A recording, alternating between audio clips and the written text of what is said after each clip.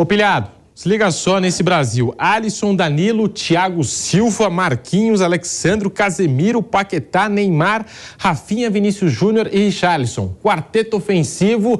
Será que esse é o Tite que a gente conhece, Pilhado? É isso, Pedrinho. Não é o Tite que a gente conhece, né? O Tite que a gente conhece geralmente é um Tite mais conservador, não costuma jogar muito aberto, de forma muito ofensiva, mas ganha muito meu respeito nesse começo de Copa do Mundo, colocando o Brasil pra frente. Pô, todo brasileiro quer ver o Brasil jogar bonito, o Brasil tocar a bola. E olha o nome dos jogadores que a gente tá falando aqui. Paquetá tá voando na seleção brasileira. Rafinha voando na seleção brasileira. Richarlison sempre deu conta do recado e fez gol na seleção brasileira. Neymar voando no Paris Saint-Germain e na seleção brasileira. E o Vinícius Júnior, como a gente já viu aqui, é um dos grandes nomes do futebol mundial no momento, é protagonista no Real Madrid, fez gol de título de Champions League. Então, é o que a gente sempre falava no programa. Você ter o Vinícius Júnior no banco seria um crime no atual momento dele. É um cara que está jogando muita bola, é um cara que está com personalidade. Então, eu admiro muito essa postura ofensiva do Brasil. Eu acho que o Brasil vai jogar do jeito que o brasileiro gosta de ver. E como eu falei hoje mais cedo, também aqui na Jovem Pan, a Copa do Mundo passada, na Rússia, foi chato ver o Brasil jogar. A primeira fase, o Brasil não jogou nada. O Brasil não criava. O Brasil ganhou todos os jogos ali, ó, no sufoco. Então, eu quero nessa Copa do Mundo ver o Brasil jogar bonito, ver o Brasil jogar pra frente, e eu acho sim que pode ser muito eficiente essa formação brasileira, mesmo contra as seleções europeias. Mas eu também quero saber do Vamp, do Vanderlei Nogueira, do Mauro Betting, se eles também acham que com uma formação ofensiva como essa, o Brasil pode ser tão competitivo quanto o Brasil do Tite, mais conservador.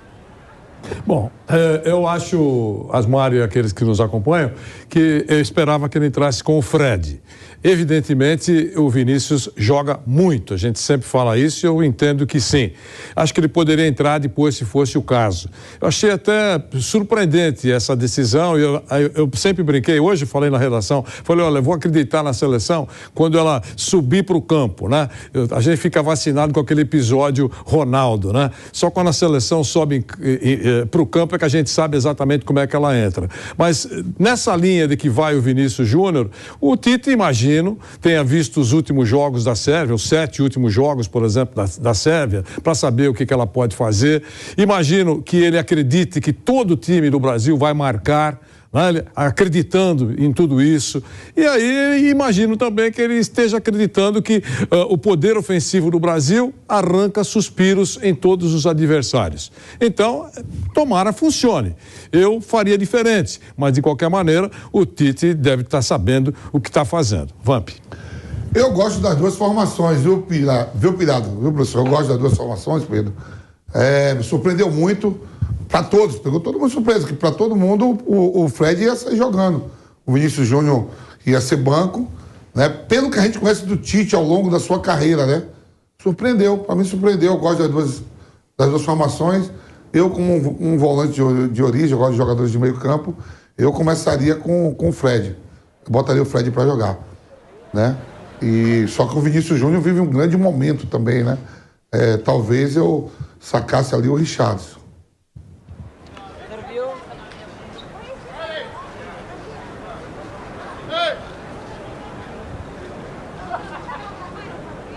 Ó, eu tô no ar aí, Pedro? Tá. A gente tá te ouvindo, Pilhado, falando aqui sobre a seleção então tá, brasileira. que eu tô aqui, ó. Pode seguir. Às vezes dá... Não, então, eu concordo, tá? Eu acho que o Vampeta tem razão, a formação com o Fred também era muito eficiente, mas eu acho que você jogando de uma forma mais ofensiva torna mais prazeroso, tá? Ver o Brasil jogar. Eu acho mais legal. Eu queria muito ver Vinícius Júnior, Neymar, Rafinha, Richarlison, porque não dá para tirar o Richarlison desse time titular da seleção brasileira num momento como que ele vive. O Richarlison faz muito gol pela seleção brasileira. O Richarlison parece que ele joga até melhor na seleção do que nos clubes. Ele se sente muito à vontade. Ele é um cara de confiança do Tite. A Sérvia vai jogar com 3 zagueiros E tem meio-campistas e alas que são muito bons jogadores, né? Eu vou citar aqui no meio de campo, por exemplo, o Tadic, que joga no Ajax, né? Que não necessariamente no Ajax é um jogador de armação.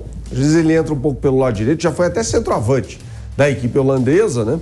Mas nesse time da Sérvia é o cara que atua imediatamente atrás dos dois centroavantes, né? O Mitrovic e o Vlahovic. Tem o Milinkovic-Savic, né? Jogador da Lazio, e veja, é um atleta até que eu imaginava lá atrás, na Copa do Mundo da Rússia, quando ele enfrentou o Brasil, que seria hoje um atleta de primeiríssimo nível do futebol mundial. Isso não aconteceu, mas trata-se de um bom jogador da Lazio, né? E eu destaco pelo lado esquerdo o Kostic, né? Que se não está tão bem na Juventus, fez uma temporada passada espetacular no Eintracht Frankfurt. Então, a Sérvia tem bons jogadores. Não acho que a Sérvia vai ficar cruzando bola sobre a área do Brasil. Tem dois centroavantes, isso é relevante, mas não vai se basear só nisso o jogo da equipe europeia. Um detalhe interessante, a média de altura do Brasil é de 1,80,7 centímetros. Menor do que os 1,87,1 centímetros da Sérvia. Apenas 5 jogadores do Brasil estão acima da média dos sérvios, entre eles os 3 goleiros. Os outros 2 são o zagueiro Bremer e o volante Fabinho. E, por outro lado, só 2 integrantes da Sérvia se encontram abaixo da média brasileira. O meia Djururic e o já citado Zivkovic. Nossa dupla de zagueiros titulares, Marquinhos, 1,83 centímetros, e o Thiago Silva, que concedeu entrevista coletiva, 1,81 centímetros.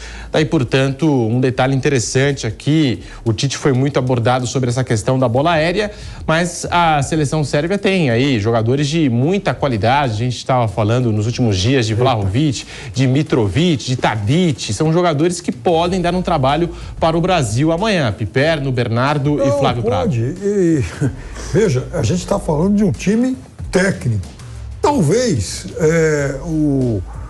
esse seja um dos times mais técnicos que o Brasil vai enfrentar em toda a Copa. A gente não sabe qual será o caminho daí para frente, mas com bola nos pés, jogo jogado e tal, eu não vejo assim muitas seleções dessa Copa do Mundo com mais fino trato com a bola nos pés do que a Sérvia, principalmente em relação aos jogadores do meio campo, o Milinkovic-Savic, o Tadic especialmente. Então, é um time que sabe jogar, o que não é surpresa. Vem de uma escola que sempre jogou bem. A Iugoslávia sempre teve jogadores de muita qualidade, a ponto de ser, no passado, chamado de o Brasil dos Balcãs. Então não é novidade a Croácia, por exemplo, que era a outra província importante lá da Iugoslávia, é a atual vice-campeã do mundo, já foi terceira colocada. Então, eu não tenho nenhuma expectativa em relação ao Brasil ir lá e atropelar, ou então o Brasil, por exemplo, não tem dificuldade. E olha, essa formação do Tite, a se confirmar, né, o Casemiro e também o Paquetá, ela vai ter um teste muito importante, talvez, né, o seu melhor teste, exatamente porque é um Brasil que vai ter que contar muito com o trabalho de recomposição dos homens da frente, que vão ter que obrigatoriamente formar essa primeira linha de marcação. E tem aquele negócio que o Tite falou do hack five aí, né, Flávio? Enfim, recuperar a bola em 5 segundos e tal. E exato, porque eles vão ser realmente muito demandados em relação a isso. Porque se deixar a Sérvia realmente dominar a bola, ter protagonismo no jogo, aí sim o Brasil vai ter muitos problemas, porque defendendo com menos jogadores, o Brasil naturalmente vai dar muito espaço para um time que sabe jogar bola. Tem uma coisa importante em relação à estreia do Brasil em Copas do Mundo, Pedro. Assim, se a gente pegar um recorte de 40 anos, né? Ou seja, a gente volta a 1982. O Brasil fez 3 estreias mais complicadas, né? Em termos de adversários, de qualidade dos adversários, né? Em 82 a própria União Soviética, em 86 a Espanha, em 2002 a gente não sabia, mas era a Turquia que tornou-se, na ocasião, semifinalista do Mundial. Nos 3 casos o Brasil precisou do apito para ganhar.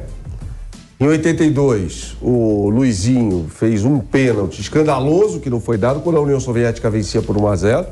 Em 86, o Michel, né, que era o camisa 10 lá da Espanha, ele dá um chute, a bola bate na trave e entra. Não havia VAR, evidentemente, à época, tampouco o chip da bola, essas coisas todas. E o Brasil só vai fazer 1-0 no segundo tempo com o Sócrates. E contra a Turquia, o Brasil empatava por 1-1, e aí o Luizão cava um pênalti, foi fora da área, evidentemente a falta. Hoje aquilo seria falta, não seria pênalti. E o Brasil ganhou o jogo por 2-1 com o pênalti batido pelo Rivaldo. Então, assim, essa estreia contra a Sérvia eu coloco no mesmo patamar. Se vai ter interferência na arbitragem, eu acho que não. Hoje é muito mais difícil devido à tecnologia e tal. Mas eu coloco no mesmo nível. Sobretudo nos jogos de 82 e 86. De resto, o Brasil sempre estreou com seleções mais tranquilas, assim. 90 tinha ali uma expectativa muito grande contra a Suécia, né? O Brasil venceu por 2-1, mas a Suécia sequer passou da primeira fase naquela Copa do Mundo, né? Naquele grupo com o Brasil, Escócia, Costa Rica. E então, se a gente puxar um pouco, Já teve a Croácia em 74 foi com a Iugoslávia, Já a Sérvia empatou 0-0. A Iugoslávia é o quê? É uma mistura da Sérvia com a Croácia. É mais ou menos isso, né? Seria Rio São Paulo. O Felipe falou, a Iugoslávia sempre foi forte. Tinha um ponto de esquerda chamado Zazic, que o Zé Maria marcou, ficou preocupado pra caramba, foi muito difícil. Eu acho improvável o Brasil não tomar um gol da Sérvia. Acho que o Brasil vai ganhar o jogo. Por isso que eu gosto da ideia do time bem ofensivo, porque o Brasil vai agredir. Eu aposto mais num ataque poderoso do Brasil do que numa defesa tão compacta e que não... Principalmente com o Vlahovic, Mihailovic, Tadic metendo... Eu acho que é a habilidade desses caras, as bolas metidas na área, a chance do Brasil tomar um gol é bem viável. Mas acho que pode não, creio que fará mais gols. Tem pelo potencial do time brasileiro, com o Paquetá chegando, com 2 pontas abertos, com os meias chegando, com o Neymar, com o Richard. Acho que o Brasil tem possibilidade de fazer mais gols do que a Sérvia. Mas acho que o Brasil vai tomar gol da Sérvia, sim. O Flávio, olhar no vídeo que pediram para eu gravar lá das apostas e tal, meu palpite é 2-1. Também acho que o Brasil tomar gol. Agora, esse negócio de dificuldade aí com essa escola lá, né, é de muito longe, você vê.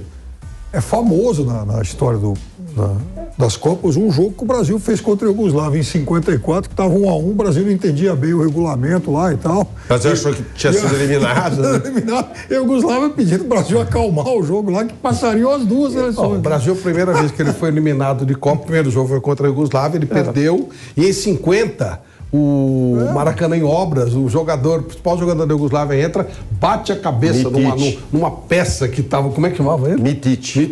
E ele corta a cabeça enquanto ele está arrumando a cabeça lá, não tinha dessas toquinhas, o Brasil foi jogando. Ele entrou aos 25 minutos do primeiro tempo, o Brasil já vencia por 1-0. Se empatasse aquele jogo, o Brasil estava fora da Copa do Mundo. Porque o Brasil vinha de um empate com a Suíça. Exato. E a Iugoslávia tinha ganhado os 2 jogos, né? Então, quer dizer, é uma coisa assim tradicional, né?